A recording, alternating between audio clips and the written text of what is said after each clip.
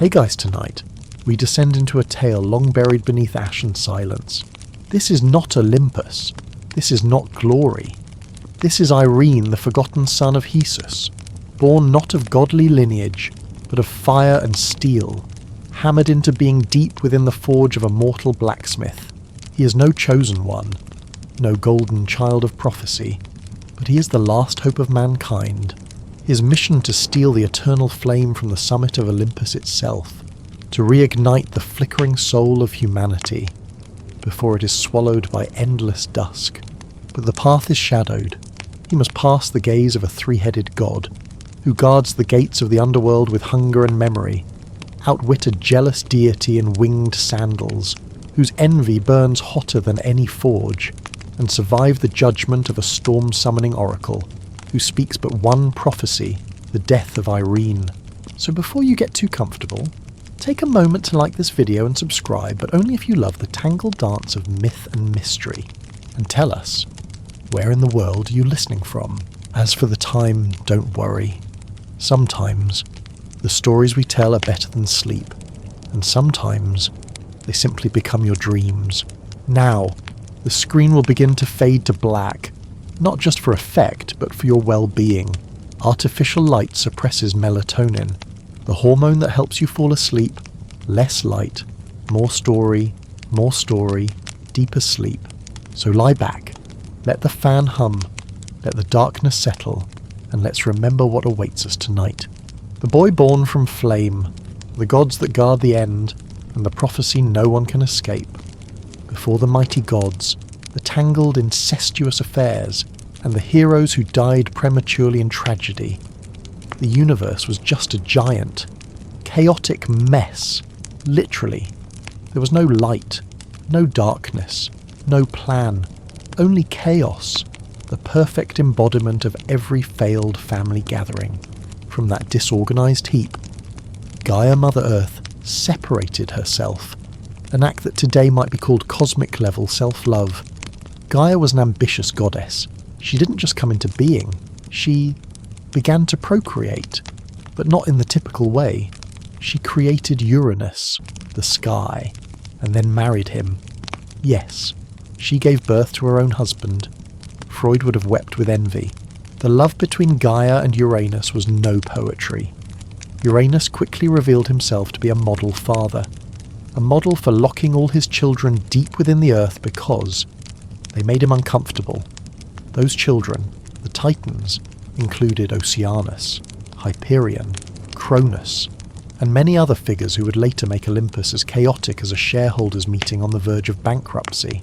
While Uranus was busy spreading light and ruling, Gaia, weary of nurturing the world and bearing the burden of her buried alive children, decided to act. She gave Cronus, her wisest son, a sickle and a reason to use it. The result, Cronus ambushed his father in a scene Disney would never animate. With one clean slice, Uranus lost his precious parts. The drops of blood and the severed members fell into the sea, and from them, Aphrodite, the goddess of love, was born. A beginning full of gore and divine sexuality. As chaos temporarily subsided, the universe was no longer a mess, but a stage for the greatest family tragedies. Because here, love, betrayal, and violence are not just actions, they're a blood legacy. After her surgical removal of Uranus's manhood, Gaia didn't just retire to drink ambrosia in peace. No, she was still stuck being both a fertility goddess and the universe's most underappreciated prison warden. You see, her husband, Uranus, the original helicopter parent, had shoved all their kids, the Titans, into her womb, not for safekeeping, mind you, just because they looked too powerful and might become inconvenient later. Among these 12 divine detainees was one sharp-minded younger son, Cronus, who inherited Gaia's vengefulness and Uranus's emotional constipation, exhausted by her role as cosmic incubator. Gaia handed Cronus an indestructible scythe, a gift that was absolutely not for agricultural purposes. "I'm not saying you should maim your father," Gaia cooed. but if someone were to castrate the celestial tyrant who ruined my pelvic floor, I might just look the other way. And Cronus, a teenager with unresolved issues and something to prove, he didn't hesitate. The next time Daddy Sky descended for an awkward intergalactic cuddle with Mother Earth, Cronus leapt from the shadows like a mythic assassin and delivered the infamous celestial snip. Uranus's sacred bits took flight, splashing into the sea, where they festered long enough to birth Aphrodite, the goddess of love, sex, and awkward origin stories. With Uranus permanently demanded, Cronus rose to power. He liberated his siblings like a benevolent messiah, promising a new golden age of freedom and prosperity. But if you thought Cronus learned anything about tyrannical parenting, well, welcome to the divine cycle of hereditary trauma. Soon enough, Cronus heard a chilling prophecy: one of your children will overthrow you, and instead of therapy or a birth plan, Cronus chose the gourmet route, eating his own babies. Yes, this family drama is just heating up, and the next course on Cronus's menu, his future usurper. With the universe now under his rule and his siblings free, Cronus had everything a paranoid god could want: power, prestige, and a prophecy whispering that one of his kids would one day take it all away. Naturally, he did what any rational celestial tyrant would do: he swallowed his children whole. Not out of hatred. No, Cronus was nothing if not practical. Better in my stomach than on my throne, he muttered, tossing back babies like they were divine tapas. One by one, Hestia, Demeter, Hera, Hades, and Poseidon were gulped down with the kind of indifference you'd expect from someone deleting spam emails. Enter Rhea, Cronus's sister wife, a popular job title in mythology. After child number 5 disappeared down her husband's divine esophagus, she decided she'd had enough. Rhea wanted her next child, Zeus, to live not be digested, so she did what every clever woman in a toxic relationship does: she staged a performance. When Zeus was born, Rhea wrapped a rock in baby clothes and handed it to Cronus with a straight face. And because Cronus was apparently the kind of guy who never checks his food, he swallowed the decoy without question. Meanwhile, baby Zeus was smuggled off to Mount Ida in Crete, where he was raised by Gaia, the grandmother with a solid track record of overthrowing husbands. There, little Zeus grew up away from the cannibalistic chaos of Olympus, bottle-fed on goat milk and destiny. Years passed. Zeus, now a strapping young god with unresolved abandonment issues, decided it was time to confront his father. With the help of Metis, goddess of wisdom and sneakiness, Zeus whipped up a potion strong enough to make Cronus projectile vomit his siblings who, miraculously, emerged fully grown and only mildly traumatized, reunited at last. The divine siblings decided that therapy was overrated. Instead, they declared war. Thus began the Titanomachy, a celestial family feud that would span 10 years and redefine holiday gatherings gone wrong. The divine therapy session had failed. Instead of talking it out over ambrosia, Zeus and his freshly regurgitated siblings declared war on their dad. Thus began the Titanomachy, a 10-year, thunder and blood-soaked brawl that made every future holiday reunion a flaming hellscape. On one side, the Olympians, led by Zeus and his emotionally scarred siblings Poseidon with a vengeance complex, Hades, who hadn't seen daylight in eons, and the others who were just tired of being stomach furniture.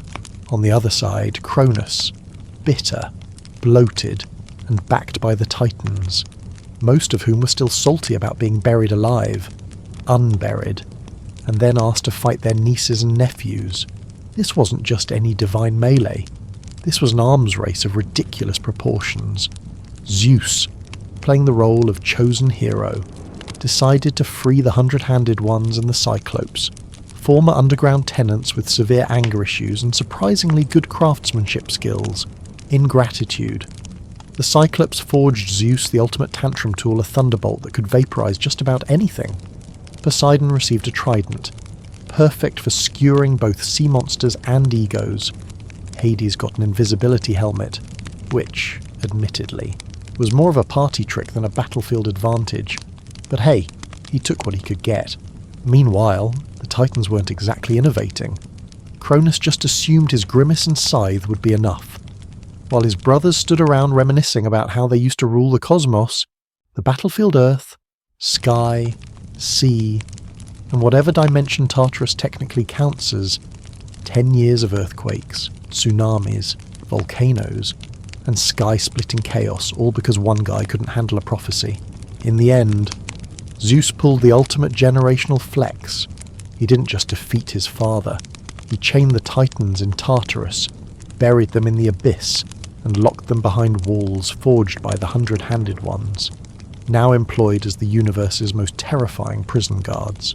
As for Atlas, who had led Cronus' forces, Zeus gave him a promotion holding up the entire sky for all eternity.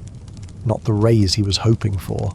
With their enemies literally buried and their dysfunction momentarily appeased, Zeus and his brothers stood triumphant.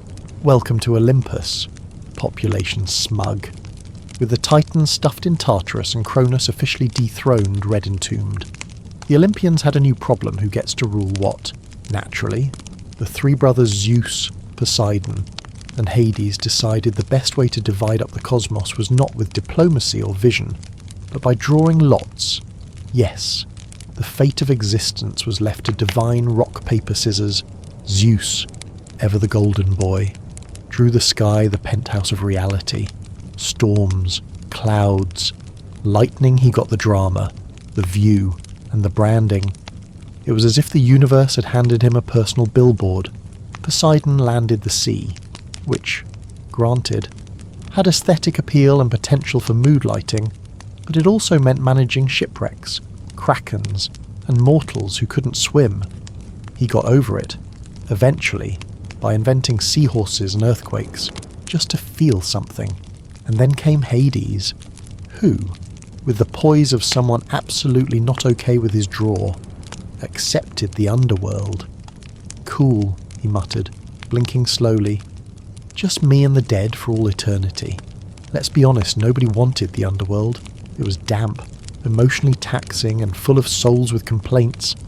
But someone had to run hell, and Hades, being the least photogenic of the three, got voluntold. To outsiders, it seemed fair, random draw, cosmic democracy. But deep down, even Zeus knew he'd rigged it. After all, the guy controlled thunderbolts, how hard could it be to nudge fate? Still, the division of realms came with a mutual agreement none would interfere in the other's dominion. Spoiler alert, they would all interfere, constantly, fueled by jealousy, boredom, and centuries of unresolved family issues. Thus, Olympus was born a divine frat house floating above the world, built on lies, lightning, and sibling rivalry. Mortals would look up in awe, never suspecting that their gods were basically arguing over turf like celestial landlords with superiority complexes, and poor Hades stuck underground, throwing judgment parties for the dead and watching his brothers get worshipped while he became the boogeyman of bedtime stories. In the beginning, there was chaos. And now, there was management structure. While Zeus was busy upgrading Olympus into a thunderbolt-laced bachelor pad, Prometheus, one of the few titans not rotting in Tartarus, decided the universe needed a touch of flair humans, armed with divine clay and questionable optimism. Prometheus sculpted man in the image of the gods. Big mistake. What he ended up creating was less noble demigod and more naked. Confused cave dweller with bad posture. Still, Prometheus was proud. He saw potential. Humanity was raw. But with the right tools, they could evolve. So, naturally, he gave them fire, not the metaphoric spark of ambition, but literal flame. The thing the gods kept strictly in the do not share category. With fire came tools, warmth, cooking, and eventually, Twitter. But Zeus not thrilled. Giving fire to mortals was like handing a toddler a blowtorch. It made them too independent, too clever, and worst of all, less worshipful, to rub salt in the celestial wound. Prometheus then tricked Zeus at a barbecue. He offered 2 sacrificial options: a pile of tasty meat hidden in a gross stomach sack, and a pile of bones glamorously wrapped in glistening fat. Zeus choosing with his eyes instead of his omnipotence. Pick the shiny pile of useless bones. When he unwrapped it and found himself scammed like a divine intern at his first promotion, he was furious. So what did he do? He took fire away from humanity, leaving them cold, hungry, and dramatically huddling in caves like unpaid extras in a disaster movie. But Prometheus, fueled by loyalty and perhaps a touch of rebellious spite, wasn't done. He climbed Olympus, stole the fire back, and returned it to mankind with the smug defiance of a titan who knew exactly what liver pain felt like. And so came the punishment. Zeus had Prometheus chained to a mountain, where each day an eagle would swoop down and devour his liver, and each night it would grow back, ensuring the cycle of agony never ended. The gods invented eternal suffering, and Prometheus was the pilot project, all because he believed in humanity, which, given where that ended up, may have been the worst judgment in divine history. Zeus was still fuming. Not only had Prometheus outwitted him twice, but humanity, those clay critters with fire and ambition, were now thriving, and worse, they were happy. So, Zeus decided it was time for petty revenge at a god-tier level. His plan: don't just punish Prometheus, punish all of mankind, permanently. Enter Pandora, the god's most beautiful Trojan horse. Zeus ordered Hephaestus, the divine blacksmith, to mould her from clay, but unlike Prometheus's human drafts, Pandora came with upgrades, beauty, charm, elegance, and an operating system preloaded with divine chaos. The gods took turns blessing her. Aphrodite gave her irresistible allure and just enough self-awareness to make her miserable. Hermes added speech and cunning. Hera slipped in jealousy for fun. Zeus, always theatrical, gave her an insatiable curiosity. Then, they handed her a mysterious sealed box with strict instructions. Never open this. Spoiler alert, they might as well have labelled it "Open Me for Content." Pandora was then gifted, more like delivered, to Epimetheus, Prometheus's duller brother, who had been explicitly told not to accept anything from Olympus.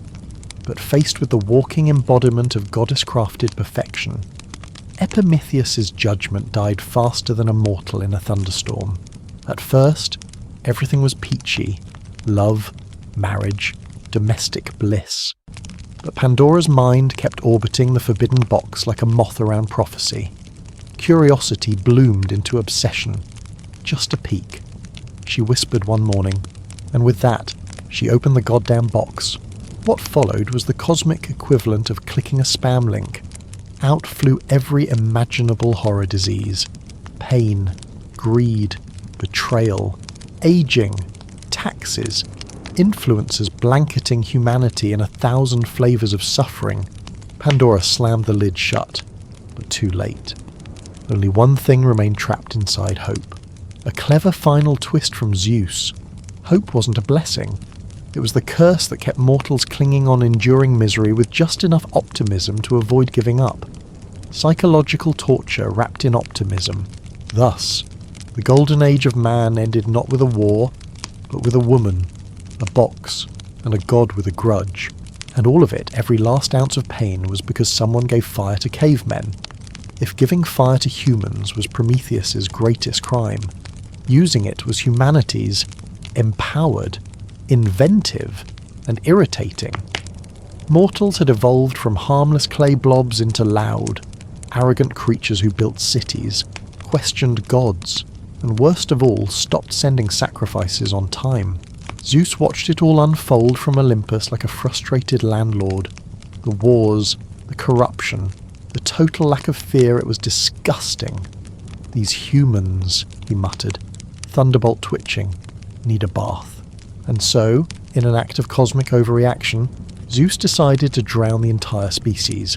He didn't bother with subtlety, no plagues, no plummeting fertility rates, just full-blown, apocalyptic flood. He called on his brother Poseidon, god of the sea and king of saltiness, and asked him to unleash everything he had. Poseidon, always up for property damage, raised his trident and cracked open the ocean floor. Mountains vanished beneath tidal waves. Cities were erased. Humanity went from problematic to aquatic corpses in about a week.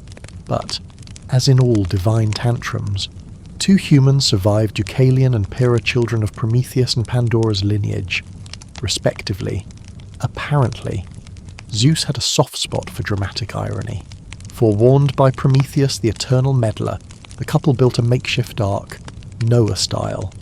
They floated through a world that had become one giant puddle of divine regret. Eventually, they landed on Mount Parnassus, the last dry spot on Earth. Everything else had been power-washed by divine ego, Zeus, cooled off by the mass extinction, called off the flood. Maybe I overdid it. He shrugged, drying his robe in the mountain breeze. But now came the awkward question how to repopulate the planet. No problem, said Themis, a titaness who somehow still had Wi-Fi. She told Deucalion and Pyrrha, walk along the mountain and throw the bones of your mother behind you. Rather than spiral into a cannibalistic panic, they correctly interpreted Mother as Gaia, the Earth, and began chucking stones over their shoulders. And lo, those rocks turned into humans' men from Deucalion stones, women from Pyrrha's, a divine reseeding program powered by geology. Thus, humanity rebooted. The bugs weren't fixed, the software was the same, but this time, at least. They had a warning the gods are watching, and they've got flood insurance, with the world wiped clean and humanity rebooted. Zeus shifted his divine focus to more pressing matters, his libido. Despite being king of the gods, Stormlord, and CEO of Olympus, Zeus apparently had one recurring question: who's next? His first official wife, Metis, goddess of wisdom, a curious choice, since wisdom would clearly be absent from this relationship. But there was a catch. A prophecy from Grandma Gaia warned that Metis would bear a son who'd overthrow Zeus, just like he overthrew Cronus, and Cronus overthrew Uranus. Gods have a real thing for family coups. So, how did Zeus handle it with honesty conversation counselling? Of course not. He swallowed Metis whole. Problem solved, he'd eliminate the future threat and keep the mother close. Literally. Inside his stomach. Digestive logic. Divine addition. But Olympus doesn't run on mortal biology. Metis, rather inconveniently, didn't die. She just kept growing their baby in Zeus's gut, Athena, the goddess of war and wisdom, apparently getting a head start on strategy by forming inside her father's head. As time passed, Zeus developed what can only be described as the worst migraine in mythology. Desperate, he begged for someone to crack open his skull. Enter Hephaestus, god of smithing and patron saint of questionable medical procedures. With one swing of an axe, boom out popped Athena, fully grown, armed, and ready to lecture everyone on tactics and etiquette. She wasn't just born, she debuted, like the opening act of a divine TED Talk. And did Zeus learn anything? This was only wife number 1. He'd go on to marry Themis, titan of law, Eurynome, Demeter, Mnemosyne, and more, finally ending up with his sister Hera, because nothing says healthy monarchy like incestuous vows. Each marriage brought more drama, more demigods, and more reasons for Hera to go full vengeance goddess. But Zeus didn't care. He ruled the skies, dodged prophecies, and fathered half the cast of Greek mythology, all while pretending thunder was his only weapon.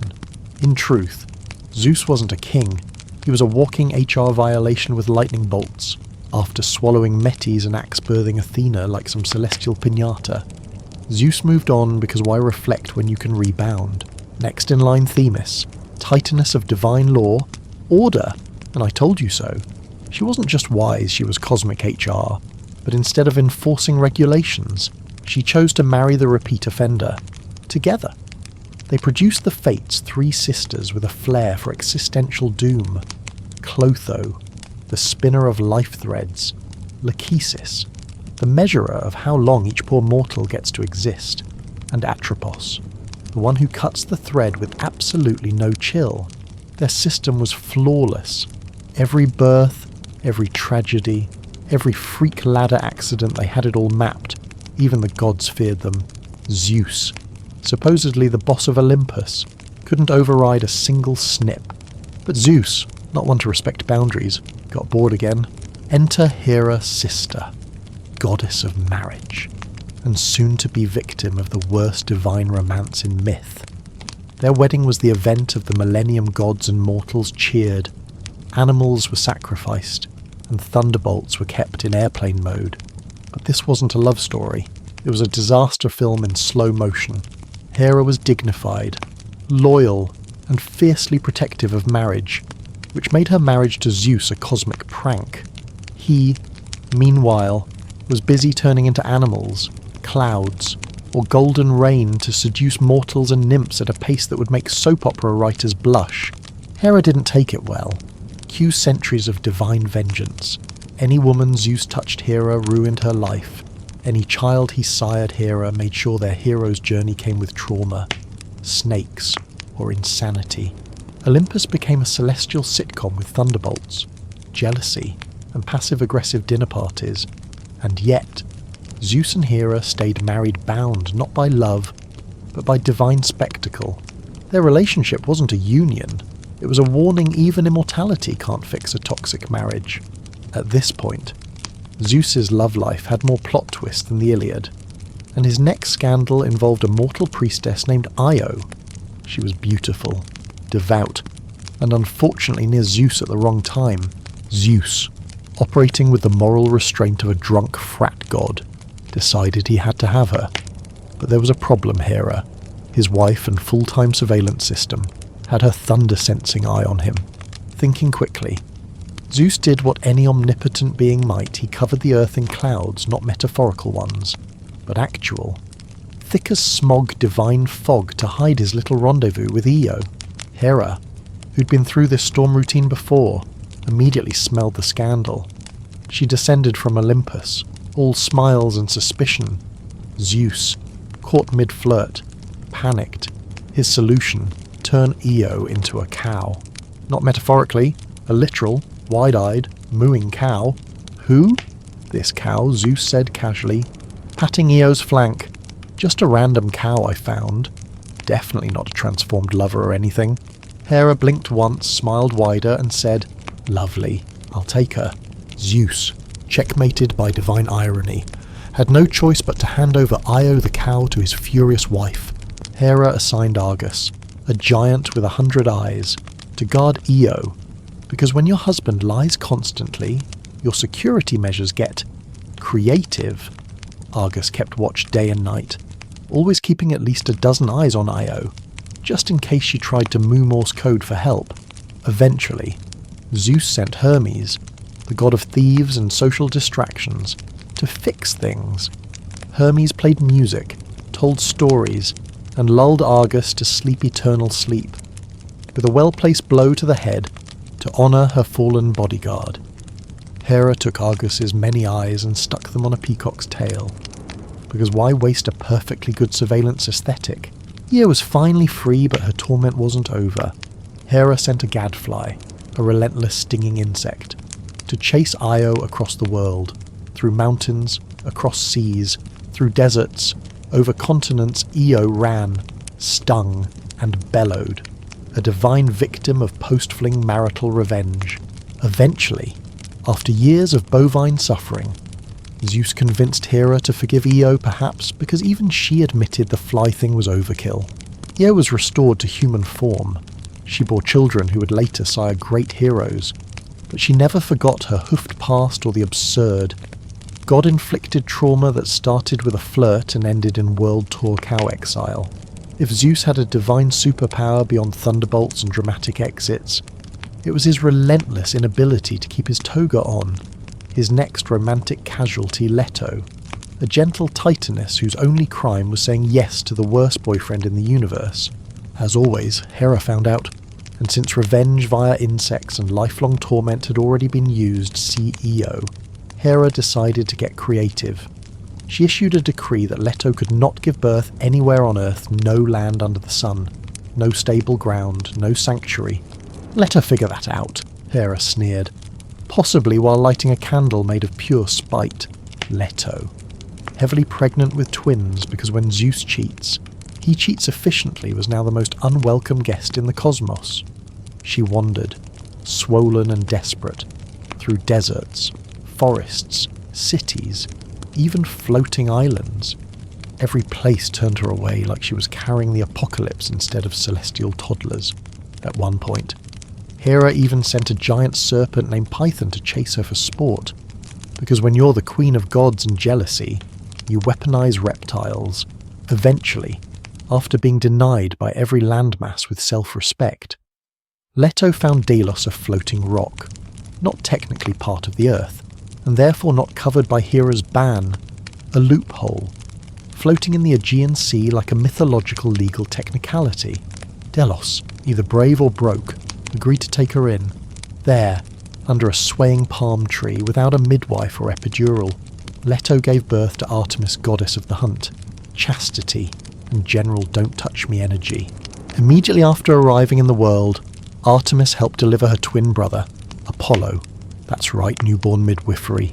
No crying, no diapers, just divine professionalism. Meanwhile, Hera sulked on Olympus, robbed of her chance to ruin another birth. Delos, in return for its heroics, was anchored permanently and transformed into a sacred island, a mythological reward for being slightly less terrible than everyone else. As for Apollo and Artemis, they grew up fast, angry, and armed. Each would get their revenge on Hera's agents, mortal fools, and generally anyone who crossed their mother. Leto didn't just birth gods, she birthed vengeance in matching togas. If Greek mythology had a cover model, it would be Apollo, god of the sun, music, prophecy, medicine, archery, poetry, and excessive self-esteem. Born with a golden glow and a jawline sharp enough to slice ambrosia. Apollo wasn't just divine, he knew he was divine, and he made sure everyone else did too. He could play the lyre like a rock god, recite poetry that made mortals swoon, and fire arrows so precise they doubled as snarky punctuation. But behind the glow and grace, Apollo had a temper, the kind of divine rage that made natural disasters look like tantrums. His first feud with Eros, the tiny god of love who looked like a flying toddler with attitude. Apollo, high on his own archery skills, mocked Eros's bow and arrow game. Leave the real weapons to adults. He sneered. Eros, offended and petty as any god of love should be, fired back literally. He shot Apollo with a gold-tipped arrow of obsessive love. Then, for contrast, he shot the beautiful nymph Daphne with one of absolute disgust. Apollo instantly fell head over heels, desperate to impress her. Daphne, however, fled like her GPS was set to avoid divine stalkers, eventually to escape him. She asked her father, a river god, for help. His solution, turn her into a tree. Apollo, devastated but still a narcissist, declared the laurel tree sacred and began wearing a crown of leaves from the girl who literally rooted herself to escape him. Lesson learned, of course not. Later, Apollo entered a music contest with Marsyas, a satyr who dared to challenge him with the flute. Marsyas played beautifully, perhaps even equally, but Apollo, being a god with an ego made of bronze, declared the competition unfair unless both played their instruments upside down. Marsyas, being not made of divine cheat codes, failed, and for that Apollo flayed him alive and hung his skin from a tree, because nothing says good game like turning your opponent into wall decor. Still, mortals worshipped him, poets adored him, oracles channeled him, and he bathed daily in his own reflected brilliance. Apollo wasn't just a god, he was a golden brand, complete with toxic charm and a well-stocked graveyard of those who didn't clap hard enough. If Apollo was the sun-kissed poster boy of Olympus, Artemis was his polar opposite goddess of the moon, mistress of wild beasts, and absolutely not here for your nonsense. Born beneath a swaying palm tree and already pulling her own twin out of her mother's womb, Artemis started life with a resume. She was self-sufficient, fiercely independent, and violently allergic to patriarchal drama. Her domain, the wilderness. Her title, Virgin Goddess. But don't confuse virgin with demure. Artemis didn't abstain out of shyness, she abstained out of disgust. Mortals, nymphs, even gods learned fast-touch Artemis's space, suffer Artemis's wrath. First on her hit list, Actaeon. a hunter who had the misfortune or stupidity to stumble upon Artemis bathing. Whether he spied intentionally or by accident didn't matter. Artemis, mid-rinse and all, turned him into a stag, then let his own hunting dogs rip him apart. Because privacy matters, even for moonlit deities. Then came Niobe, queen of arrogance. She boasted that. As the mother of many children, she deserved more worship than Leto, Artemis's mother. Huge mistake. In a joint family PR stunt, Artemis and Apollo systematically assassinated all of Niobe's kids at Celestial School shooting. Niobe fled, weeping, until she turned into a stone still leaking tears. Olympus called it justice. Therapy would call it overreaction, despite the bloodshed. Artemis wasn't just divine vengeance in a toga. She protected women during childbirth, watched over maidens, and punished men who couldn't take no for an answer. She was the ancient world's first feminist icon with a kill count, and she didn't care if you liked her. Unlike her brother, who thrived on attention, Artemis thrived on solitude, silence, and control. Anyone who broke her rules, mortal or immortal, ended up dead, transformed, or humiliated. She was moonlight and menace, purity and punishment, and if the other gods whispered about her icy heart, she didn't hear it. She was too busy skinning wolves and defending her autonomy with a silver bow and zero hesitation. Meet Hermes, god of travellers, thieves, merchants, liars, messengers, athletes, and, in many ways, Olympus's PR disaster manager. He didn't just wear many hats, he stole them, sold them at half price, and wrote a catchy jingle about it on his lyre.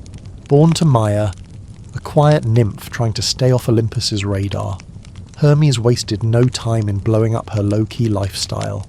On day one, before his first burp, he escaped the crib, tiptoed across Greece, and stole Apollo's sacred cattle. And because thievery wasn't enough, he reversed their hoofprints to throw off the trail as an infant. This wasn't mischief. This was a criminal prodigy. When Apollo eventually caught him, he stormed into Zeus's court demanding justice, but instead of punishment. Hermes pulled out a lyre he had invented from a turtle shell, strummed a few heavenly notes, and charmed Apollo into accepting the instrument as payment. Lawsuit dropped. Friendship born. Yep. That was Hermes in a nutshell, impossibly smooth, dangerously clever, and morally fluid. Zeus, impressed by the boy's audacity and possibly just happy someone else could lie as well as he did, gave Hermes a permanent job divine messenger, with a pair of winged sandals, a stylish hat, and a magical staff.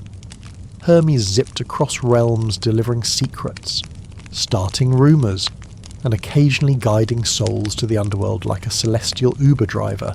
He was the only god allowed to move freely between Olympus, Earth, and Hades, mostly because no one could stop him. Need a love letter smuggled Hermes. Need a prisoner broken out Hermes. Need a snake-charming flute player convinced to stop singing his dead wife's name Hermes. He was the fixer, charming enough for the gods, shady enough for mortals, and fast enough to vanish before the consequences landed.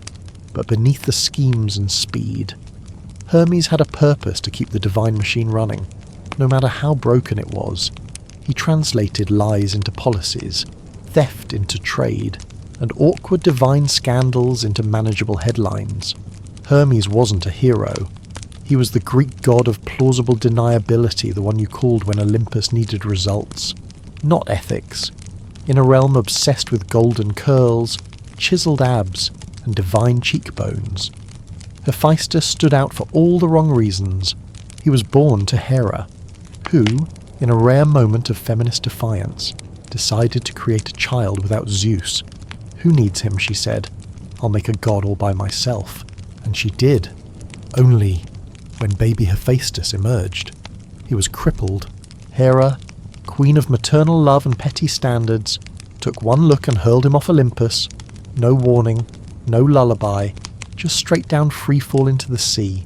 There, he landed with a divine thud and was rescued by Thetis and Eurynome, two sea goddesses who raised him like a mythological feral genius. While Olympus forgot him, Hephaestus got busy. He built automated forges, metal maidens, and furniture that could walk. By the time the gods realized he wasn't just the weird limping one, he had become the best smith in the universe. When Hera found out, she suddenly wanted her son back. Hephaestus declined, so she sent Dionysus to get him drunk and drag him back, because nothing says family reunion like involuntary intoxication. Now back on Olympus, Hephaestus was the undisputed craftsman of the gods. He forged Zeus's thunderbolts, Poseidon's trident, Hermes' winged sandals, and pretty much every cursed weapon or magical artifact in every Greek story. His reward, Zeus forced him to marry Aphrodite, the living embodiment of unattainable standards and Olympic sexual tension. It was a match made in Tartarus. Aphrodite, horrified at the idea of monogamy, especially with a soot-covered engineer, began an affair with Ares, god of war and dumb decisions. Hephaestus, ever the inventor, built an invisible net to catch the cheetahs mid-pillow talk and drag their tangled bodies before all of Olympus. The gods, they laughed. Hephaestus, he filed for revenge instead of divorce, because while the rest of Olympus played at war, love, and drama, Hephaestus kept building quietly, shaping the very tools that powered their chaos. He wasn't beautiful, he wasn't charming, he was essential, and Olympus, as always, only respected him once it needed something burned, bound, or blown apart. If Olympus had a locker room, Ares would be its patron saint shirtless, loud, and constantly flexing. He was the god of war, but not strategy or heroism, just pure, blood-soaked chaos, where Athena ruled the battlefield with tactics and intelligence. Ares showed up shirtless, sword-swinging, yelling "let's go" like an ancient football hooligan. Born of Zeus and Hera, Ares should have been a shining star. Instead, he became the god everyone invited last to war and first to leave when things got serious. Even Zeus wasn't a fan, calling him a detestable god and rolling his eyes every time Ares started a fight or lost one. And oh, did he lose often. In the Iliad, Ares rushes into battle like a drama queen, gets stabbed by Diomedes, and whines to Zeus like a child who got benched during recess. When the god of war is outclassed by mortals, you know it's not going great. But Ares wasn't just bad at war, he was also deeply, hilariously toxic. His most famous relationship was with Aphrodite, goddess of love and serial monogamy phobe. She was married to Hephaestus but craved passion over practicality so naturally. She fell for Olympus's most overcompensating jock. Their affair was a whirlwind of sweaty arrogance and divine exhibitionism, until Hephaestus, never one to be out-engineered emotionally, built an invisible net to catch them in the act. When the trap worked, Ares and Aphrodite were dragged mid-tryst into the court of gods, naked and tangled like mythological idiots. The Olympians laughed, a lot. Even Poseidon offered to pay damages just to end the show. And Ares he ran off humiliated, again. His children were exactly what you'd expect, Phobos Fear and Deimos Terror, who followed him into battle screaming like haunted foghorns. No bedtime stories in that household. Yet, despite the mockery and mediocrity, Ares remained weirdly confident. Maybe it was denial. Maybe it was delusion. Maybe it was the only personality trait he had. Because while Olympus revered wisdom, beauty, and invention, Ares just stood there, sword in hand, eternally shouting into the void like a forgotten action figure. He wasn't war. He was the sound of war yelling at itself in a mirror. If Olympus were a nightclub, Dionysus wouldn't just be the DJ, he'd be the reason the floor is sticky. The ceiling is on fire, and someone is weeping in the corner out of joy and existential dread. The god of wine, ecstasy, madness, and transformation. Dionysus was chaos in grape-scented form, and unlike his divine cousins who obsessed over law, war, or wisdom, Dionysus had one goal: liberate you from sanity, shame, and sobriety. His origin a mythological fever dream. His mother, Semele, was a mortal seduced by Zeus Classic, who promised to grant her one wish. Unfortunately, she asked to see him in his full divine form, lightning, glory, cosmic migraine and all. She died instantly. Zeus, doing damage control, cut the unborn Dionysus from her charred womb and stitched him into his own thigh. That's right. Dionysus was born not once but twice, once by woman, once by Thunder Thigh. Raised in secrecy by nymphs, Dionysus didn't emerge with a war cry. He came with a vine, a goblet, and a cult. And what a cult it was. His followers, the Maenads, were women driven to divine frenzy, clad in ivy, foaming with wine. They tore reality and sometimes animals apart with their bare hands. Their worship wasn't peaceful. It was an orgiastic riot wrapped in a spiritual awakening. Kings who banned his cult overthrown, mortals who mocked him, driven to madness or torn limb from limb. Dionysus wasn't just a drunk. He was a force equal parts celebration and catastrophe. He could turn water into wine, mortals into dolphins, and funerals into dance parties, despite the chaos, or maybe because of it. The other gods eventually accepted him into Olympus, a latecomer. Yes, but the only one to earn divinity by merit and sheer mythological weirdness. He blurred lines between male and female, man and beast, sober and mad. He wasn't a god of excess. He was the god of release from logic, control, and the polite tyranny of Apollo's order. Dionysus whispered what mortals feared to admit, that sometimes losing your mind is the first step to finding your Sue. Persephone was the daughter of Demeter, goddess of harvest, and by all accounts a bright spring spirit who made flowers bloom just by skipping across a meadow. She was beloved, pure, and tragically doomed to star in one of mythology's most awkward custody battles. One day, while picking flowers because no mythological girl ever just stays inside the earth split open, and out rode Hades, god of the underworld, on a chariot of doom. He didn't ask, he didn't flirt, he just snatched her and vanished, like a goth uncle crashing a garden party. Demeter, realizing her daughter was missing, fell into a spiral of divine despair. She stopped all crops, cursed the soil, and sent the world into an eternal winter. Mortals starved. Prayers went unanswered. Farmers wept. Olympus panicked not out of compassion, but because worshippers were dying, and that meant fewer sacrifices. Zeus. Realizing he was partly responsible, he did approve the marriage behind Demeter's back, decided it was time to intervene. He sent Hermes down to Hades with a divine "Hey, bro, return the girl." Hades, smooth and calculating, agreed, but offered Persephone a pomegranate seed before she left. Just one bite, one symbolic gesture, one eternal clause, because the rule was simple: eat food in the underworld, and you belong to it. Persephone ate 6 seeds, just enough to make lawyers weep with joy. The compromise: she would spend 6 months in the underworld with Hades and 6 above with her mother.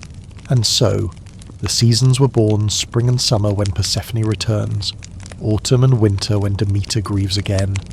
An annual cycle of cosmic codependence. But make no mistake, Persephone wasn't just a kidnapped victim. Over time, she grew into her role as Queen of the Dead, ruling beside Hades with cold elegance and terrifying grace. She wasn't the damsel anymore. She became a goddess of thresholds, half light, half shadow, a symbol of change, rebirth, and the painful beauty of transformation. Persephone didn't choose her fate, but she owned it, and like the seasons she governs. She reminds us that life is always swinging between growth and decay, freedom and bondage, warmth and frost. In Olympus's pantheon of party gods, seducers, and egotists, Demeter stood apart. She didn't care about war, wine, or gossip. She cared about one thing: growth, literal and emotional. As goddess of agriculture, she made the earth bloom, the fields yield, and the seasons turn.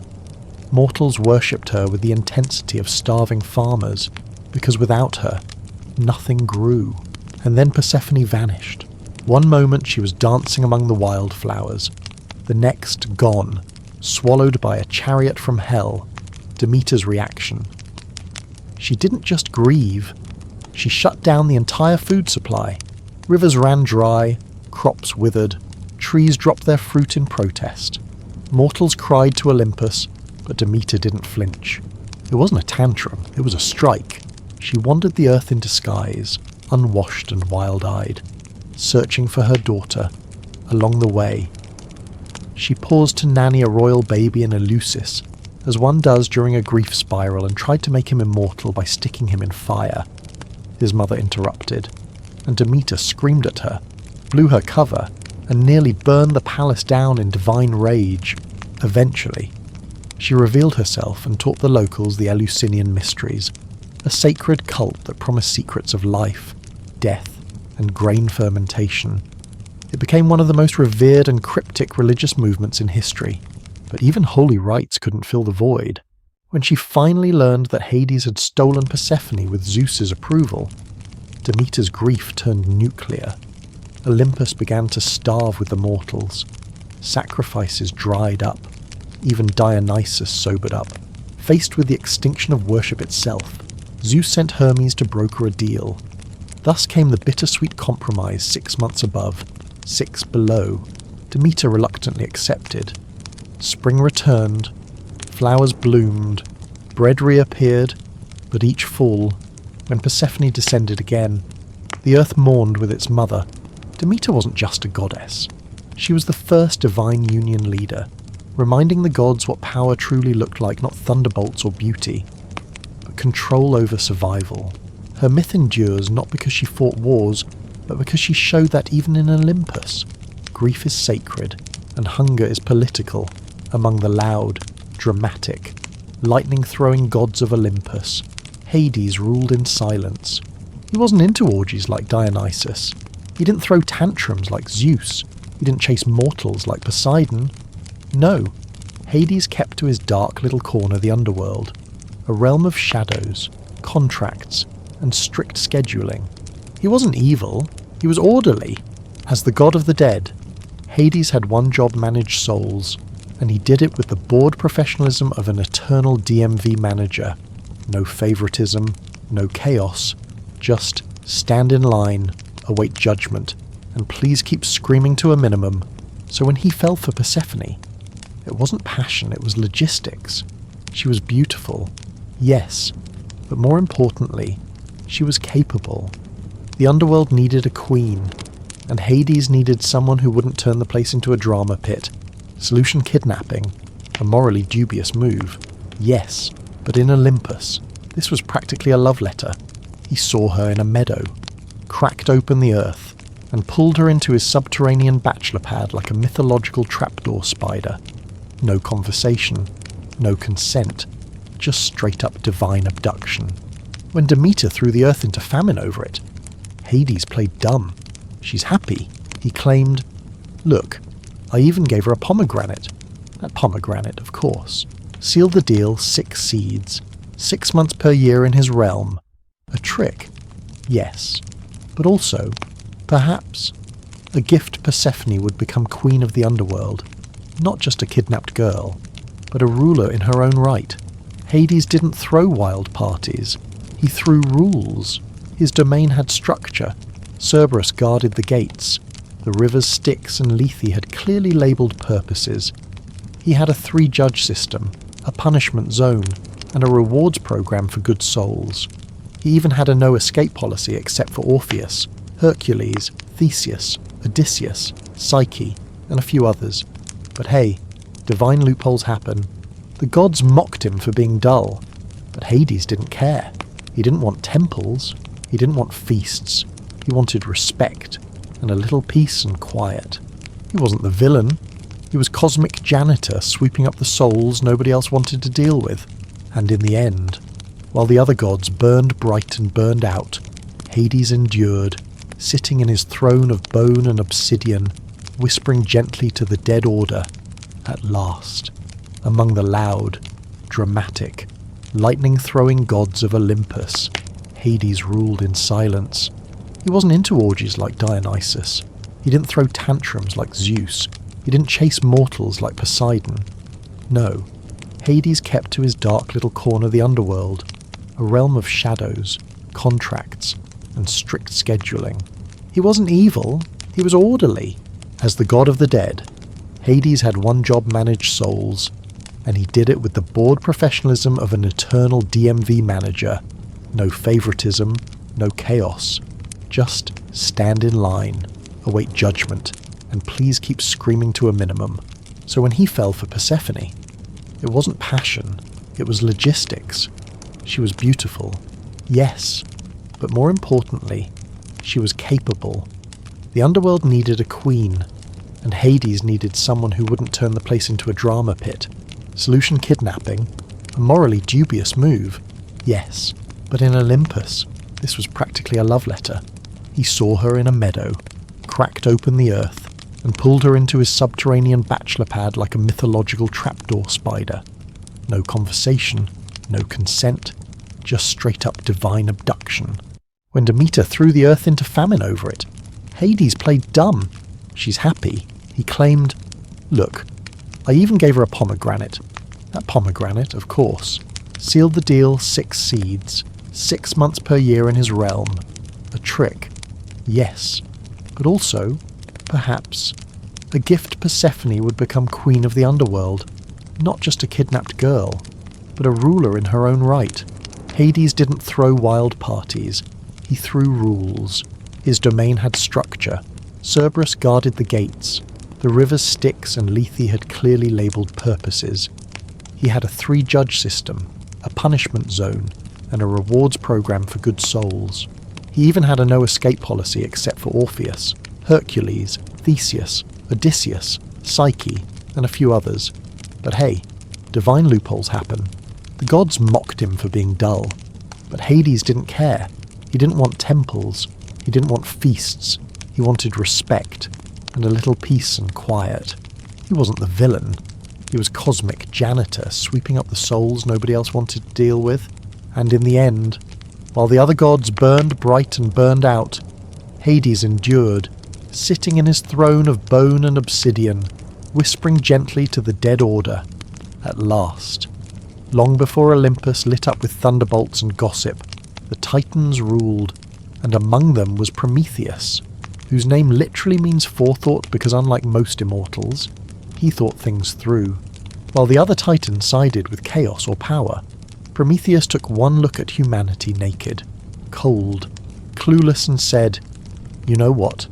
Let's give them a fighting chance." So he gave mortals fire. Not a metaphor, a literal, burn-your-hand fire. The thing that meant cooking, forging, surviving civilization. Zeus, king of the gods and full-time control freak, was furious. Fire was divine tech, not for mortal hands. He liked humans weak, needy, and dependent, especially when it meant more sacrifices. Prometheus disagreed, openly, before this. He'd already tricked Zeus once at a sacrificial feast. He disguised fat-covered bones as the better offering and tricked the god into choosing it. As a result, humans got the meat, and Zeus got decades of dietary disappointment. This new betrayal, though theft of fire was unforgivable, Zeus didn't just punish Prometheus, he made an example of him. He had Prometheus chained to a mountain, far from help, far from mercy. Each day, an eagle would swoop in and devour his liver. Each night, it would grow back, just in time for the next session of divine vivisection.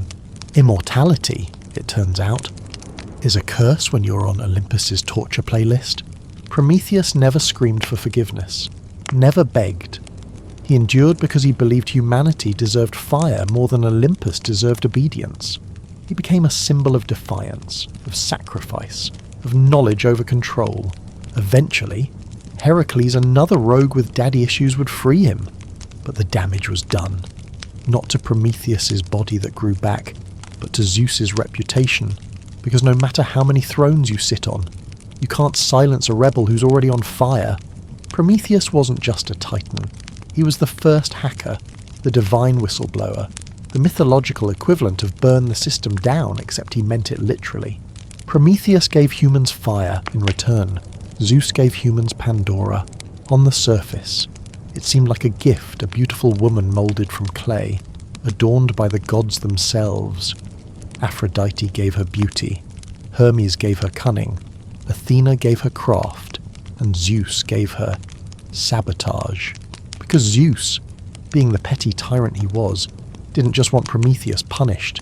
He wanted all of humanity to suffer, So he had Hephaestus craft the perfect bait, a woman of charm, grace, and just enough curiosity to destroy the world. Pandora was sent to Epimetheus, Prometheus's less intelligent brother. His name literally means afterthought. Prometheus had warned him, don't accept gifts from Olympus, ever. But Epimetheus, dazzled by Pandora's divine packaging, accepted her anyway. With her came a mysterious jar, not a box, thank the Victorians for that translation blunder. Pandora was told not to open it. Naturally, she opened it, and out came everything: awful disease, famine, sorrow, deceit, taxes, humidity, flat earthers, you name it. The jar was basically Olympus's doomsday dump bin, and humanity got every cursed drop. By the time Pandora slammed it shut, only one thing remained inside hope. Scholars have debated for millennia, was hope a gift, or just another cruel joke? Was it a flicker of light in the darkness, or the final illusion meant to keep mortals from giving up entirely? Either way, the damage was done. Humans were now officially part of the Olympus experiment, flawed, mortal, and constantly wondering why life keeps getting worse. And poor Pandora. She's been misrepresented ever since as a villain, a temptress. The original, she asked for it.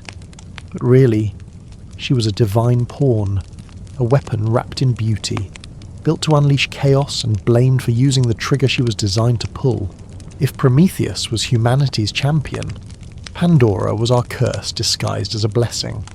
A tragic reminder that the gods never give anything without a hidden clause and an ironic twist. If music could bend the laws of death, Orpheus was its master, son of the muse Calliope. Orpheus wasn't a warrior or king. He had no sword, no armour, just a lyre and a voice so hauntingly beautiful it made rivers pause and trees lean in for an encore. Naturally, he fell in love. Her name was Eurydice, and their romance was fast, pure, and because this is Greek mythology, tragically doomed. On their wedding day, Eurydice was bitten by a snake and died instantly.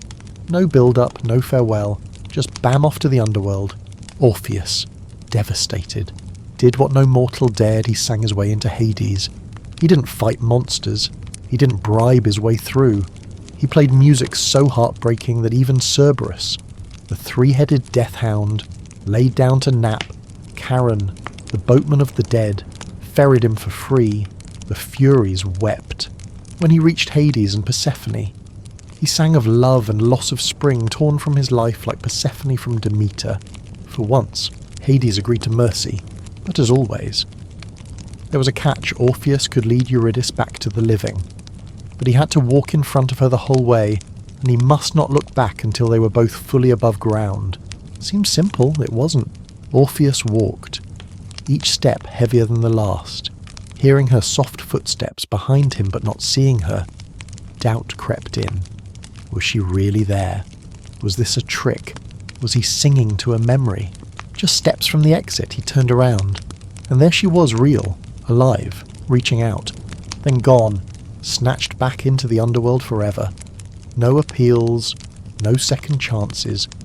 Orpheus had broken the only rule that mattered in myth: don't doubt fate, and definitely don't look back. Heartbroken and haunted, Orpheus returned to the world of the living, but he never played again, refused the company of women, wandered in silence until a group of Maenads, drunk followers of Dionysus, ripped him to pieces for being such a buzzkill. His head floated down a river, still singing. Orpheus's story wasn't about love conquering death. It was about how grief makes us question everything, how one glance can cost everything, and how even the purest music can't rewrite a tragic ending. The Trojan War, the bloodbath that launched 1,000 ships, ended a civilization, and gave Homer a career began not with politics or betrayal, but with a party snub and a fruit fight. It all started when Eris, goddess of discord, a title she earned by simply existing, wasn't invited to a wedding.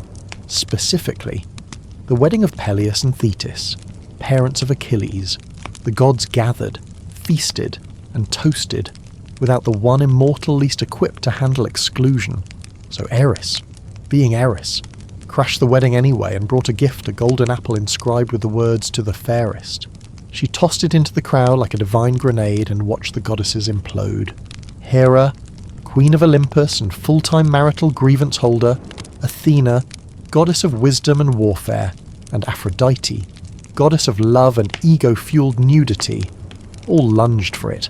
Zeus, knowing this was a landmine wrapped in glitter, refused to judge instead. He punted the problem to Paris, a Trojan prince known more for abs than intellect. The three goddesses descended, each offering Paris a bribe. Hera offered power rule over all of Asia. Athena offered wisdom and victory in battle. Aphrodite offered Helen, the most beautiful woman on earth, never mind that she was already married. Paris, thinking with his hormones instead of his head, chose Aphrodite. The result, a golden apple handed out, and an entire continent about to bleed. Paris sailed to Sparta, met Helen, and either seduced her or kidnapped her depending on who you ask. Either way, she ended up in Troy, and her husband, Menelaus, wanted her back. So began the Trojan War, not over resources or ideology, but because three immortal women wanted a fruit trophy. An immortal man wanted a goddess-sponsored girlfriend. For 10 years, heroes would die, gods would meddle, and blood would flood the shores of Troy. All because no one dared tell Eris to stay home and everyone wanted to be the prettiest. Olympus didn't just watch this war, they started it, proving once again that the gods are just as petty, jealous, and catastrophically vain as the mortals they toy with.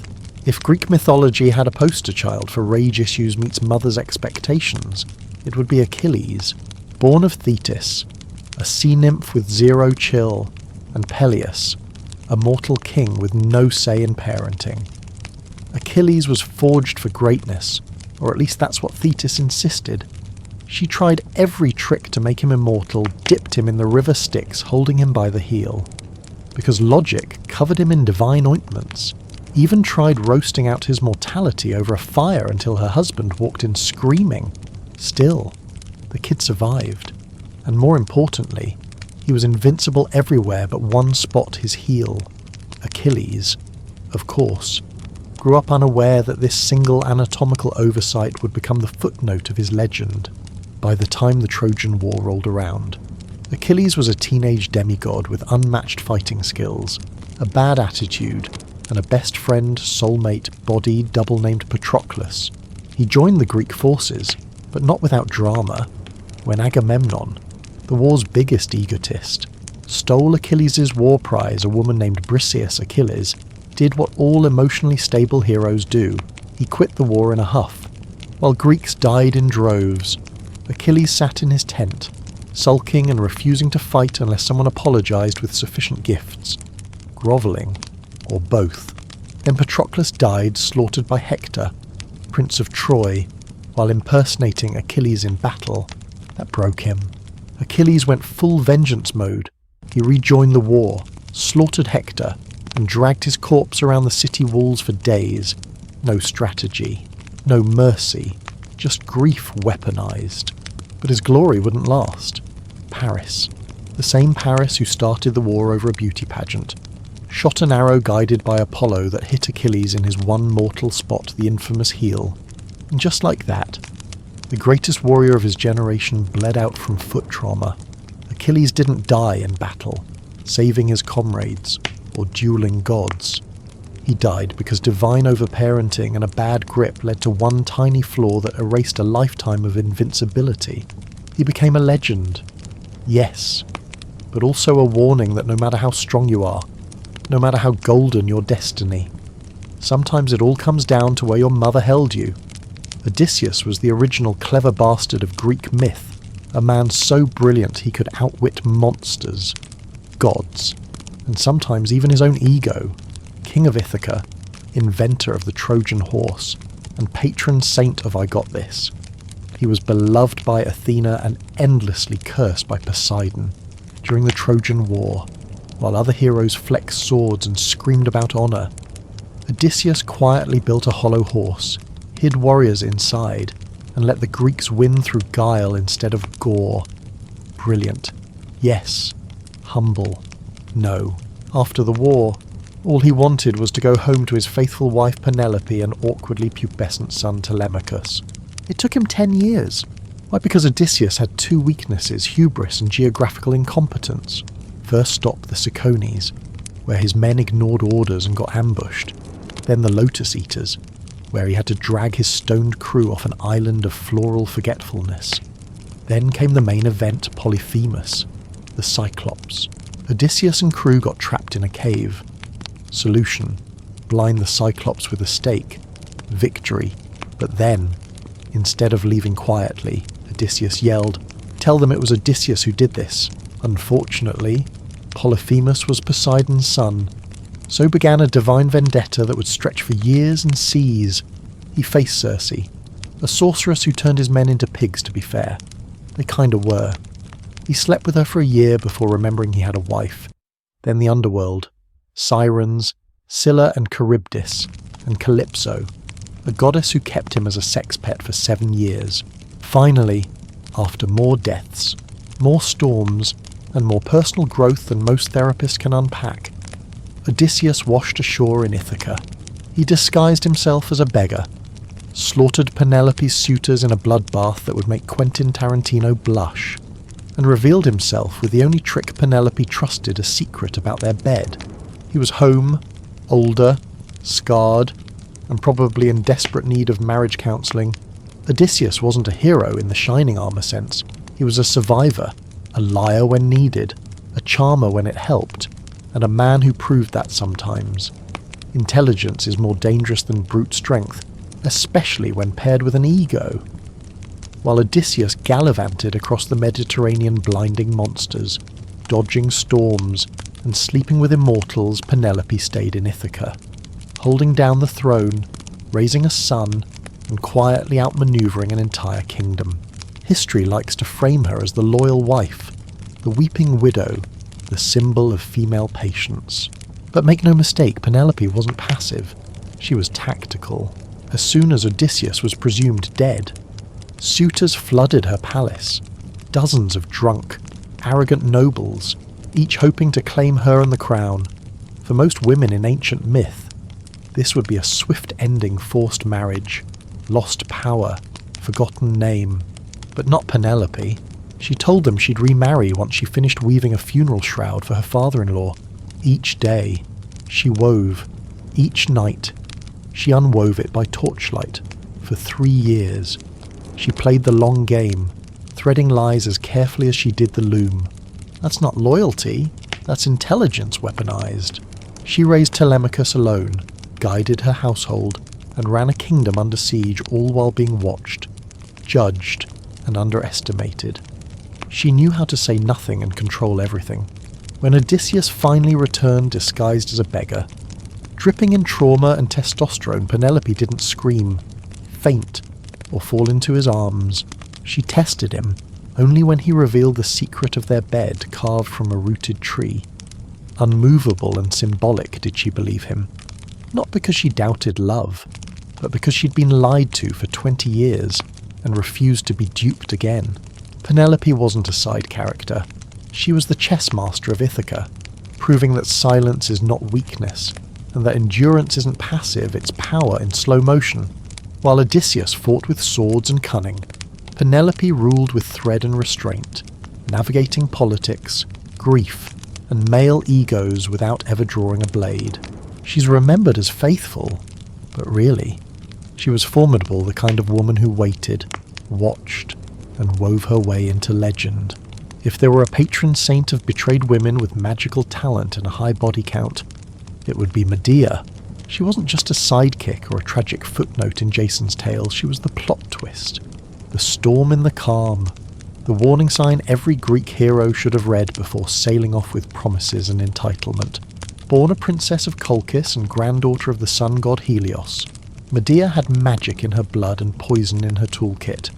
When Jason and his merry band of Argonauts arrived to steal the Golden Fleece, it wasn't brawn that saved them, it was Medea, spellcaster extraordinaire, who fell for Jason and made the worst romantic decision in mythological history. She betrayed her father, killed her own brother, helped Jason escape with the fleece. And what did Jason do? He said, "Thanks, babe," and married her until a better political opportunity came along. Years later, living in Corinth with 2 children, Jason dumped Medea to marry a local princess. Why? Because power is seductive, and Jason was an ambitious coward in sandals. Medea did not weep, she plotted.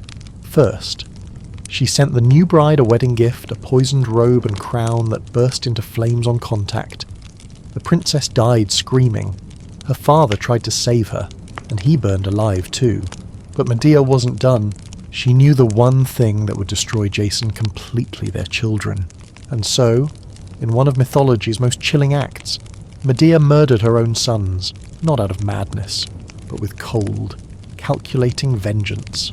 Jason was left with nothing, no kingdom, no heirs, and no one to blame but himself. And Medea, she didn't fall to grief. She escaped in a chariot pulled by dragons, courtesy of her god-grandfather. She rode off not as a monster, but as a force of mythic justice, a terrifying reminder that when a woman gives everything and is betrayed, she may very well take everything back. Medea wasn't evil. She was done. She remains one of mythology's most complex figures, part victim, part villain. All power, a dark echo of what happens when love is exploited, loyalty is shattered, and magic answers rage with fire. If Athens needed a mythic mascot, someone to slap on coins, temples, and dusty history scrolls, it picked Theseus. Brave, noble, slayer of monsters. But peel back the epic poems, and what you find is a man whose heroism was, well, selectively edited.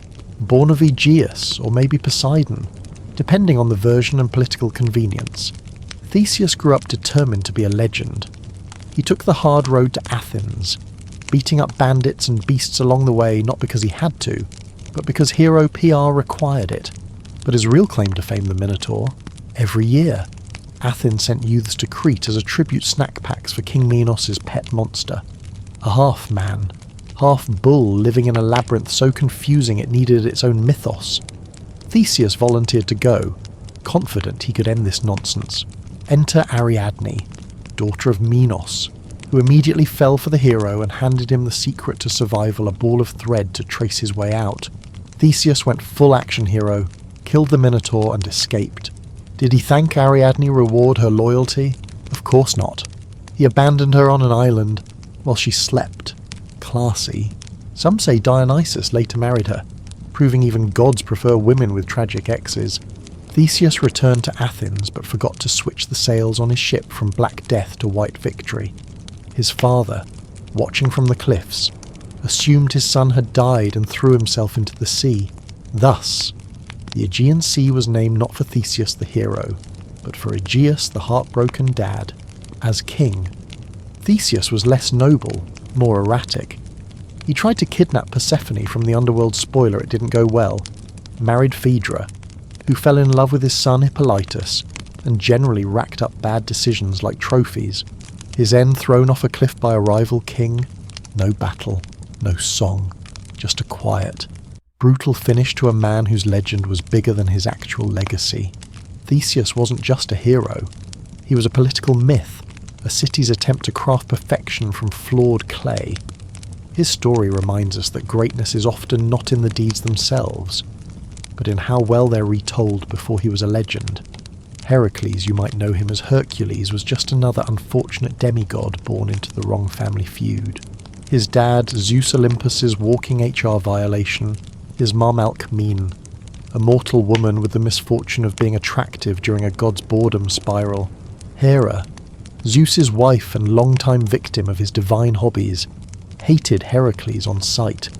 Not for anything he'd done, he was a baby, but because he existed. She tried to kill him in the crib with 2 snakes. Baby Heracles strangled them. From that point on, it was war. Heracles grew into a man with unmatched strength and zero chill. He married, had kids, and might have lived a quiet life if Hera hadn't driven him into a god-induced madness that caused him to murder his entire family. To atone, he was sent to perform 12 labours, a mythological to-do list so absurd it bordered on cosmic hazing. Among them, slay the Nemean lion, whose hide was invincible. Solution: beat it to death. then skin it with its own claw. Heroism or horror, you decide. Kill the Linnaean Hydra, a multi-headed swamp nightmare. Cut off one head, 2 more grow back. Solution: cauterize the stumps with fire. Also, cheat a little by bringing your cousin along. Capture the Erymanthian boar, not kill capture. Imagine wrestling a wild pig the size of a minivan up a snowy mountain. Clean the Augean stables, years of manure, thousands of cattle. Solution: divert a river through the barn. Because when you're Heracles, you don't scrub, you flood. Other labours included bird genocide, bull wrestling, horse kidnapping, and apple theft from the literal ends of the earth. And finally, the worst dragging Cerberus, the 3-headed hellhound. Out of the underworld alive, Hades said. Sure, if you don't use weapons. Heracles agreed and manhandled the beast out with pure brute force. Each labour was brutal, but also symbolic a descent into chaos, cleansing, rebirth, and the ultimate redemption arc for someone whose greatest enemy wasn't monsters, but divine injustice. Heracles wasn't graceful, he wasn't wise, but he was the human hammer the gods couldn't ignore. When he died burning alive on a pyre of his own making, he was finally made immortal. Because in mythology, nothing says job well done like a fiery death and a seat in Olympus. Once, she was Kor the Maiden, the daughter of spring, all light and laughter, picking flowers in a sun-drenched meadow while gods above plotted and the earth below opened like a trap. Then came Hades, not with sweet words, but with force and silence, dragging her to the underworld, into darkness, into destiny. The story says she was kidnapped, taken, voiceless. But that's only half the myth. The other half begins when she ate the seeds. 6 pomegranate drops. Whether by trick or choice she stayed, not the frightened girl, but Persephone, queen of the underworld, a name of power, a goddess who ruled not just death, but transition, who walked both worlds, blossoms above, bones below. While mortals cried of her abduction, Persephone remade herself not as a victim, but as a sovereign. Beside Hades, not under him, his shadow balanced her light. Her mother, Demeter, raged and mourned. The earth withered, crops died, winter began. So Zeus, broker of gods and drama mediator, negotiated a divine custody arrangement 6 months above, 6 months below, spring and summer for the living, autumn and winter for the dead. But make no mistake, this wasn't exile, this was reign. In the underworld, Persephone presided over the dead with calm ferocity. She welcomed souls, commanded respect. Even the Furies bowed to her. Even Hades deferred to her judgment. She was not soft. She was stillness sharpened, a queen who smiled while deciding fates. Above ground, she brought renewal, growth, beauty. Below, she kept order in the silence of endings. Persephone became the goddess of paradox, life and death, light and shadow, creation and decay. She was what all mythic women fear and become transformed. Not ruined, remade. Her story, once written as abduction, now echoes as evolution. The mythic arc of becoming more than what others name you, of biting the fruit and saying, "This is mine now." Once, Atlas was a warrior, a titan, son of the first generation of gods, strong enough to challenge Olympus itself. He fought in the Titanomachy, the war between titans and Olympians, with loyalty and brute force. Unfortunately, loyalty and brute force were not enough to beat Zeus, who had thunderbolts, propaganda, and an ego powered by lightning. When the Titans lost, Atlas didn't just get banished or imprisoned. He got a special sentence hold up the sky. Forever. Not the Earth, despite popular statues and gym logos. That's a mythological PR blunder. His real job was to hold the heavens apart from the Earth, preventing cosmic collapse like some divine ceiling joist. So there he stood, back bent, muscles clenched, bearing the weight of infinity, while the gods above drank ambrosia and made out with mortals. Atlas didn't cry, didn't beg, just endured. Eons passed. Mortals named mountains after him. Scientists named maps after him. But Atlas still holding, still waiting for anyone to ask if he needed a stretch. Then came Heracles, labouring his way through mythology. Who needed Atlas to fetch some golden apples? The Titan agreed if Heracles would take the sky for a bit, and Heracles, crafty as ever, did Atlas. Briefly free, almost bailed. But Heracles tricked him into taking the heavens back. With a hold this for a second move so smooth it should be taught in divine diplomacy, and so Atlas resumed his post-eternal burden-bearer, strong enough to hold up the universe, but never free of it. His myth is less about might, more about consequence, a lesson in how punishment can look like strength, and how some weights, once placed, never get lighter. Atlas didn't rage, he didn't collapse, he just became endurance incarnate, a symbol not of triumph, but of what it means to carry what no one else will even when no one remembers why you started. If there were a mythological award for most creatively punished, it would go to Sisyphus, a king so clever. He cheated death twice, only to end up performing the most futile task imaginable, forever. Sisyphus ruled Corinth, and by all accounts, he was smart, charming, and an unrepentant scoundrel. He broke treaties, killed guests, and generally treated divine law like a polite suggestion. The gods, unsurprisingly, noticed when Thanatos, the embodiment of death, came to collect his soul. Sisyphus trapped him in chains. Result: no one died for a while. Sounds great until the world was overrun with the undying, groaning and piling up like forgotten side quests. Eventually Ares, god of war and very pro-death, freed Thanatos and dragged Sisyphus to the underworld. But the trickster wasn't done. Before dying, he told his wife not to perform the proper burial rites. Then, in the underworld, he claimed he'd been disrespected by her and guilt-tripped Hades into letting him return just for a bit. Naturally, Sisyphus never came back. Only after a second death did he finally stay put. But the gods had had enough. His punishment: push a massive boulder up a hill forever. Each time he neared the top, it slipped, tumbled back down, and Sisyphus, sweating, cursing, and grimly resigned, would start again. No audience, no applause, and just endless effort with zero result. It's easy to see this as divine overkill, but really, it was perfect irony. Sisyphus, who schemed for control, got stripped of all purpose. He who defied fate now embodied it. And yet, there's something oddly heroic in the repetition. Camus, the philosopher, once said we must imagine Sisyphus happy not because he loved the boulder, but because in pushing it, he chose defiance. Each trip up the hill wasn't surrender, it was resistance in motion. Sisyphus didn't break, he rolled. Again, and again, and again. Because sometimes, the struggle itself is the answer, and even eternal punishment can become a monument to the indomitable human will, in a world of gods, monsters, and heroes. The most haunting myths are often the quietest. Enter Echo and Narcissus, two souls doomed by desire, one for love, the other for a reflection. Echo was a mountain nymph with a voice like wind through stone, beautiful, persistent, and impossible to ignore. But she had a flaw: she talked too much, especially to Hera, to punish her. Hera cursed Echo with a cruel twist: she could only repeat what others said. No original speech, no storytelling, just fragments and echoes of everyone else's voice. Meanwhile, Narcissus was the human embodiment of he's not that into you. Born with impossible beauty and a disdain for connection, he roamed the woods, turning down every admirer, mortal and divine. When Echo saw him, she didn't fall, she plummeted, but unable to speak first, she followed, hoping to catch just one word she could use. When Narcissus finally spoke, Echo repeated it, stepping out, arms open.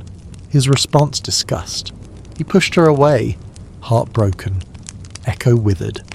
She faded into caves and cliffs, her body gone, her voice lingering in repetition, cursed to only reflect what others say. But Karma, ever patient, had plans for Narcissus. A scorned lover prayed to Nemesis, goddess of revenge, and she delivered. One day, Narcissus knelt by a pool of water and saw his own face. He was mesmerized, obsessed. He reached out, but the image rippled. He leaned closer, but it vanished. He was in love with someone he could never touch, and more tragically, someone who would never love him back, because it was himself. He stayed by the pool, slowly wasting away, transfixed, until he died. In his place grew a flower, the narcissus, head forever bowed, gazing into still waters. Echo, meanwhile, still lingers answering shouts, mocking yells, whispering back in empty canyons. Her love unanswered, her story incomplete. Their myth isn't just about vanity or rejection. It's about the tragedy of unheard voices and the danger of loving only reflections. One fades into repetition, the other dies looking inward. And in between, the silence of everything they never truly said. Daedalus was a genius, an architect, inventor, and master of design who could make the impossible practical and the impractical deadly. He built the labyrinth, an unsolvable maze designed to imprison the Minotaur and live to regret how good he was at his job. Imprisoned by King Minos in a tower with his son Icarus, Daedalus did what any visionary would do when faced with walls. He looked up. If the sea was guarded and the land was locked, then they would escape by sky. So he built wings, not metaphorical, but literal, feathers, wax, an engineering insanity stitched together with hope and desperation. Before takeoff, he warned Icarus, "Don't fly too low, or the sea spray will drag you down. Don't fly too high, or the sun will melt the wax." In short, stay in the middle. Icarus, teenager that he was, heard the words but not the wisdom. He soared beside his father, felt the air under his arms, the sky wide and endless, and thought, why not higher? Higher meant glory. Higher meant freedom. Higher meant he was more than a shadow of his father. The wax melted, the wings unravelled, and Icarus plummeted, screaming past clouds and pride, into the sea that would bear his name, the Icarian Sea. Daedalus, brilliant and broken, kept flying. This is not just a story about disobedience, it's about the fragility of ambition, the inevitability of limits, and how sometimes falling isn't failure, it's poetry with a hard landing. Icarus didn't crash because he was foolish. He crashed because he dreamed too hard, too fast, too close to the source. And Daedalus, he lived long enough to regret the brilliance that couldn't save what he loved most. In every generation, there's an Icarus, someone who flies too close, and a Daedalus, someone who built the wings and couldn't stop the fall. Once upon a divine grudge match, Prometheus stole fire from Olympus and gave it to mortals because warmth, cooking, and revolution were apparently worth divine wrath. Zeus, king of gods and passive-aggressive punishments, didn't just take the fire back. He created a new weapon, a woman. Her name was Pandora, meaning all gifted, and she was sculpted by the gods themselves, beauty by Aphrodite, charm by Hermes, curiosity by Athena, and vengeance by Zeus. She was the first woman, but also the first warning a gift too perfect, delivered with a smile and a trap. Alongside Pandora came a mysterious container often mistranslated as a box, but really a jar which she was told, very clearly, not to open, so naturally she opened it. Out came everything: awful disease, suffering, greed, envy, war, lies, every creeping, crawling horror the gods could stuff inside. They flew into the world like insects from a shattered hive. Pandora, horrified, slammed the lid shut, but too late. Only one thing remained inside Hope. Some say it was meant to soften the blow. Others say it was just another cruel trick Hope left inside. Out of reach. A reminder that even when all else is lost, we'll keep waiting, yearning, believing, often to our own detriment. Was Pandora evil? Hardly. She was a scapegoat, designed as the divine fall guy or girl for all human misery. A tool of the gods' cold justice, a beautiful setup. She didn't invent pain, she just opened the curtain on it.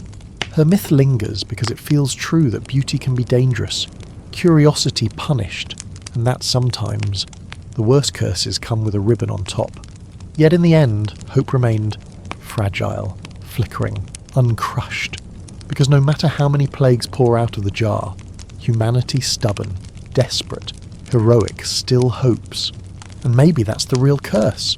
Or maybe it's the only salvation we've got. Orpheus was no warrior, no king. He didn't slay monsters or challenge gods. He played music so achingly beautiful that even stones wept and trees leaned closer to listen. When he met Eurydice, it wasn't a conquest. It was quiet, immediate, a love that didn't thunder, it sang. They married, and then she died. Bitten by a snake on their wedding day, Eurydice slipped into the underworld, leaving Orpheus with nothing but silence. But silence couldn't hold him. So he took his lyre and did what no mortal dared, descended into Hades, not with swords, but with sorrow strung in melody. And the underworld paused, Cerberus stilled, the Furies wept, even Hades and Persephone, lords of the dead, listened, and they, moved beyond law or reason, granted a mercy. Eurydice could return with one condition. Orpheus must not look back until they had both reached the light, and so began the slow, agonizing ascent. He walked ahead. She followed in silence, step by step, breath by breath. He trusted, almost, but the gods knew what they were doing. The greatest punishments are not bolts of lightning, they are tests of doubt. At the final stretch, sunlight brushing his face, Orpheus hesitated. What if she wasn't there? What if they lied? And he turned in a flash. Eurydice vanished not with screams, but with a whisper of goodbye that shattered the music forever.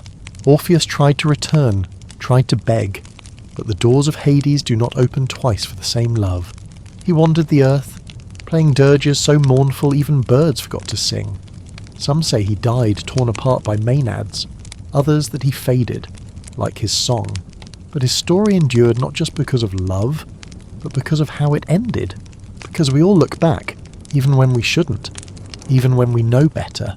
Because doubt is human, and sometimes love doesn't need enemies, it just needs one moment of fear. Orpheus taught us that tragedy isn't just in losing love, it's in almost getting it back.